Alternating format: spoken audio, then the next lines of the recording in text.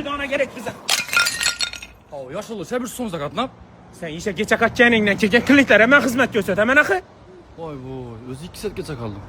Do'stlar bilan majlis etib olmasak bo'lmaydi. Bu borishda so'msajon tupiga girib ketadi. Doğrusandan dastavkalar vaqtında bormaydir degan. Dastav chiqqan o'zi. Somsajon o'zi meniki.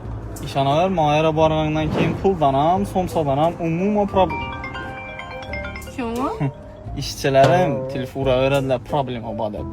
İş qilib to'ydan keyin somsadan ham, puldan ham problema yo'q. Undan keyin undan tashqari bosh Mabering. Alo. Yaşlılarız bezat etmeyin durup bilasizlarmi? Hemen öz işini bilib əsizdə bo'lmaymi? Yaxshi görgənin bilan yursa bo'ladimi bu? Ha. Eshitdingizlar nima deyapti? To'xtab tursa esim inchimading turunimni. Sen bilan bir oyda nog'a kelish ko'pmiz. Men bilan bir oyda 5 dona post, 10 dona istoriya kelishko'z. Yaxshi, 5 dona post tushiribsan. Istoriyalar necha bo'ldi? Bir kunda hamma istoriyani diqibsan-ku, hali sen ertaga mendan oylik ham so'rarsan.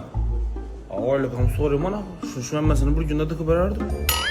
Özü doğrusudan yaşlı umuman biznes yürütüşünü bilmişsiniz. Ben size vaxtında aytkanma İbrahim Gülyamov'un kurslarına barıp okun deyemme. Özü bahana tapdınız uzak dediyiz, Taşkent'te dediyiz, bar ölümmen dediyiz. Ana indi özü 17-18 may günleri Xorazm'a gelip birdeki biznesmenlere offline ders ötüp beriyatır. Hiç olmasa şuna bari.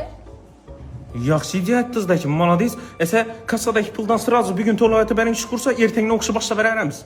Kassada pul nechida axı? Kassadagi pullar qanaqa? Bilinme? İnan pullar. Maşinamızdan varayotgan bo'lsangiz darrov ishlaringizni halating yaxshimi? Yaxshimi baribir bilmaydi, tekshirmaydi umuman kassan. Hali bizning ishimiz 30 million qarzdorligidan bilmassizang.